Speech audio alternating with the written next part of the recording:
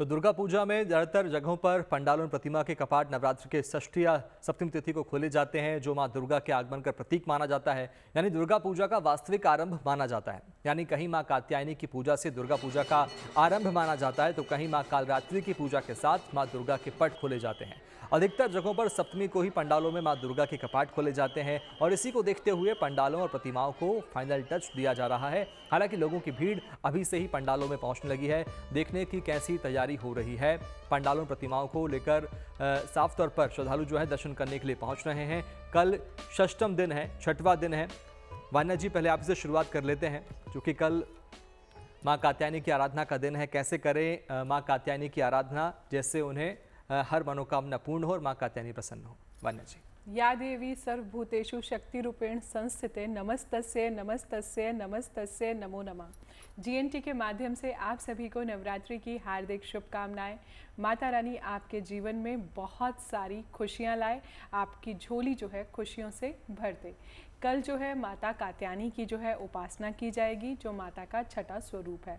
माता कात्यायनी जो होती है बहुत ज़्यादा इम्पॉर्टेंट होती है, क्योंकि इनका जो चक्रा होता है वो हमारी थर्ड आई को दर्शाता है। यानी कि यहाँ पर जो हमारी थर्ड आई होती है, कहीं ना कहीं हमारी लाइफ में हमारी इंट्यूशन पावर्स को दर्शाता है, जहाँ पर हम मेडिटेशन करते हैं, जहाँ पर हमें जीवन में ऑलरेडी जो घटनाएं होने वाली होती हैं उसके बारे में जो है हमें पहले से ही आभास हो जाता है। माँ कात्यायनी जो है हमारे जीवन में जो है बहुत ही ज़्यादा शक्ति से भरी है, क्योंकि इन्होंने महिषासुर का वध किया। तो जहाँ भी साहस की बात आ जाती है वहाँ पर हम माँ कात्यायनी की बात करते हैं। जहाँ पर भी महिषासुर के वध का आता है, इसका मतलब है कि बुराई जो है वो हार गई, अच्छाई जो है वो जीत गई। तो जहाँ पर भी महिषासुर के वध की बात आ गई वहाँ पर जो है माँ कात्यायनी का हमने नाम लिया। माँ कात्यायनी जो है, इनके जो चार भुजाएं हैं, अलग अलग अभयवर मुद्रा, एक हाथ में तलवार है, एक हाथ में फूल है। अगर हम प्लैनेट्स की बात करते हैं तो माँ कात्यायनी जो है मेनली ये हमारे जुपिटर को गवर्न करती है, जो कि हमारे नॉलेज का प्लैनेट है, जो कि हमारी लाइफ में हमारे विजडम का प्लैनेट है, जो कि हमारी स्पिरिचुअल जर्नी का प्लैनेट है। जो लोग भी ऑकल्ट साइंसेज में हैं, जो एस्ट्रोलॉजी में है, न्यूमरोलॉजी में है, वास्तु में है, उनके लिए जुपिटर प्लैनेट जो होता है बहुत ज़्यादा गवर्न करता है। कहीं ना कहीं माँ कात्यायनी जो है हमारे प्लैनेट वीनस को भी जो है बहुत ज़्यादा स्ट्रॉन्ग करती है। अगर आपकी कुंडली में किसी भी कारणवश आपका गुरु ग्रह जो है वो अगर स्ट्रॉन्ग नहीं है, वो राहु केतु की युति में है, या फिर 6, 8, 12 में है, या फिर गुरुदेव बृहस्पति जो है वो नीच के हैं, तो कहीं ना कहीं आपको माँ कात्यायनी की उपासना रात्रि के टाइम पर ज़रूर करनी चाहिए। नवरात्रि यानी कि 9 रातें, ये जो समय है आपके स्पिरिचुअल डिसिप्लिन का टाइम है, ये जो समय है आपके जीवन में साधना का टाइम है, ये जो समय है देवी के और करीब जाने का टाइम है, ये जो समय है देवी की शक्तियाँ, देवी की क्वालिटीज़ को हमें अपने अंदर धारण करने का टाइम है। माँ कात्यायनी का जो भोग होता है वो गुड़ का हलवा होता है। गुड़ का हलवा आप घर पर भी बना सकते हैं। आप इसमें कुछ नहीं करना है, आपको थोड़ा सा गुड़, आपको जैसे थोड़ा सा ऑयल लेना है, उसमें थोड़ा सा आप गुड़ डालेंगे, उसको थोड़ा सा रोस्ट करेंगे और थोड़ा सा मेल्ट करके आप उसमें जो है थोड़े से मेवे डाल देंगे, बादाम, जो भी आप ड्राई फ्रूट्स, किशमिश डाल देंगे, तो ये भोग हम माँ को लगा सकते हैं। माँ को शहद का भोग भी लगता है, माँ को पीला भोग लगता है, क्योंकि गुरुदेव बृहस्पति जो है हमारी लाइफ में येलो कलर को डिनोट करते हैं। पीले फल, पीले फूल, इस तरह की चीज़ें जो हैं वो सब माँ कात्यायनी को लगाई जाती हैं भोग में। बिल्कुल। अच्छा राजू, सब कुछ देने वाली हैं, हर मनोकामना पूर्ण करने वाली है। वान्या जी, एक बात और समझेंगे आपसे, संतान प्राप्ति को लेकर, संतान के सुख को वरदान को लेकर जो चर्चा हम आज कर रहे हैं कि माँ कात्यायनी ऐसा भी आशीर्वाद देती हैं कि जिन्हें संतान की प्राप्ति करने के लिए जो मनोकामना करते हैं, व्रत करते हैं, वो कल क्या कर सकते हैं माँ कात्यायनी की उपासना करते समय? जी, जो माँ कात्यायनी है वो संतान प्राप्ति में तो मदद करती ही करती हैं, और साथ ही साथ जिनके भी मैरिटल ब्लिस, जिनके भी वैवाहिक जीवन में अगर आपको कुछ इशू आ रहा होता है, अगर आप लाइफ पार्टनर्स में आपस में बनती नहीं है, आपका थॉट पर्सपेक्टिव जो है वो अगर थोड़ा सा डिफरेंट है, तो कहीं ना कहीं आप देखेंगे कि माँ कात्यायनी की जब आप उपासना करते हैं, जब आप उनकी आराधना करते हैं, तो वो आपके लिए बहुत ज़्यादा शुभ होता है। इसके अलावा जो भी आपके लाइफ के फियर्स हैं, हमें बहुत सारी चीज़ों से डर लगता है, हर किसी का कर्मा अलग है, किसी का फाइनेंशियल कर्मा, किसी का स्पिरिचुअल कर्मा, किसी का हेल्थ कर्मा, किसी का मैरिटल कर्मा, हर इंसान के दुख अलग हैं। आप देखें तो इसमें भी आप माँ कात्यायनी को प्रसन्न करने के लिए लाल चंदन की अगर आप माला उन्हें चढ़ाते हैं, और गुड़ का हलवा अगर आप अपने हाथों से बनाते हैं, उसमें अगर आपके हाथों की एनर्जीज हैं, तो वो आपके लिए बहुत ज़्यादा शुभ है। कैसे करना है, जब आप बना लेंगे उनके लिए मिष्ठान, तो आप उनको जब भोग लगाएंगे तो उनके सामने जो है आपको दिया जो है आज के दिन ज़रूर जलाना है। षष्ठी तिथि पर आप उनके आगे दिया जलाइए, लाल आसन लीजिए, उस पर आप बैठ जाइए। बैठने के बाद मेडिटेट कीजिए, और वो काम तब कीजिए जब आपके सारे वर्क जो हैं वो ख़त्म हो चुके हों, ताकि आपका जो एनर्जी है वो डिस्ट्रैक्ट ना हो। मल्टीटास्किंग नहीं करनी। इस टाइम आप देवी के पास बैठे हो तो सारी एनर्जी, सारा फोकस देवी में होना चाहिए।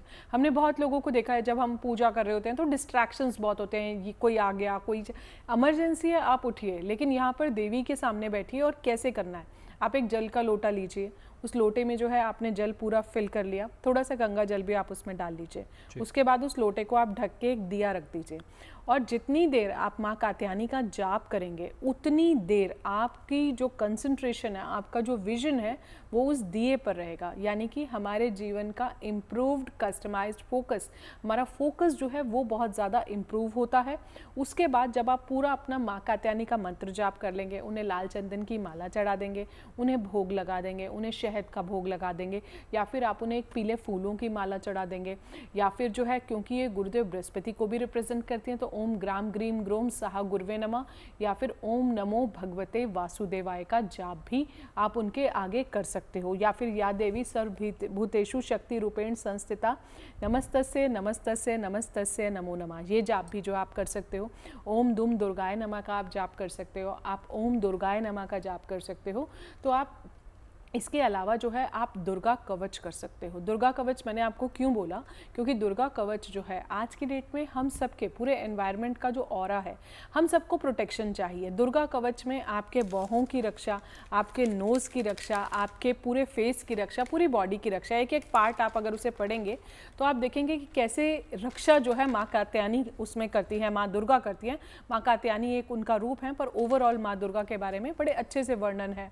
महिषासुर का वध आपको दुर्गा सप्तशती में मिलेगा, जब आप उनके 13 अध्याय करेंगे, कीलक स्त्रोत करेंगे, अर्गला स्त्रोत करेंगे। फिर आपको क्षमा याचना जो है लास्ट में जो है आपको क्षमा याचना करनी बिल्कुल भी नहीं भूलनी है, कि जाने अनजाने में हमने पूजा में अगर कोई गलती की है तो आप हमें क्षमा करें। माँ कात्यायनी का एक बहुत खास रूप है, ये शत्रुओं पर विजय दिलाती हैं, जैसे माँ बगला मुखी दिलवाती हैं। ओम ह्रीम बगला मुखी सर्व दुष्टानाम वाचम मुखम पदम स्तंभया जिह्वाम कीलया ह्रीम ओम स्वाहा। तो इस तरह से जैसे बगलामुखी का माँ का मंत्र है, तो इसी तरह अगर आपको लगता है बहुत सारे शत्रु हैं, एनिमीज हैं, आपको कोई नेगेटिव एनर्जी जो है वो आपको साइकिक अटैक्स यूनिवर्स में बहुत सारे होते हैं, अगर आपको लगता है कि इस तरह की भी कोई चीज़ें आपके साथ हो रही हैं, तो भी आप माँ कात्यायनी की जो है ज़रूर आराधना कीजिए।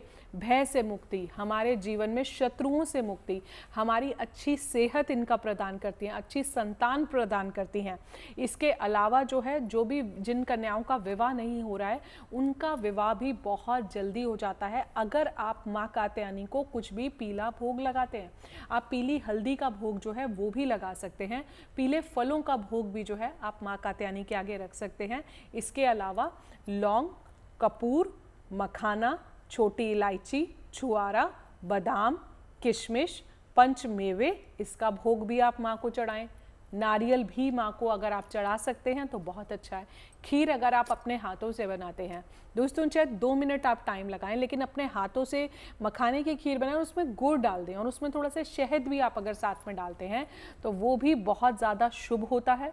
माँ कात्यायनी आपको लाइफ में बहुत ज़्यादा ब्लेस करती है, आपको जो है आपके शत्रुओं पर विजय मिलती है, आपको लाइफ में नेगेटिविटी जो है वो भी आपके जीवन में बहुत ज़्यादा दूर होती है। तो ये सारी चीज़ें जो हैं आप कर सकते हैं, माँ कात्यायनी आपकी रक्षा करेगी। बिल्कुल। अगर आप मुझसे जुड़ करके अपनी समस्याओं का समाधान चाहते हैं और चाहते हैं कि आपकी समस्याओं को ज्योतिष के माध्यम से सुलझाया जाए, तो आप हमसे संपर्क कर सकते हैं, जुड़ सकते हैं एस्ट्रो तक पर।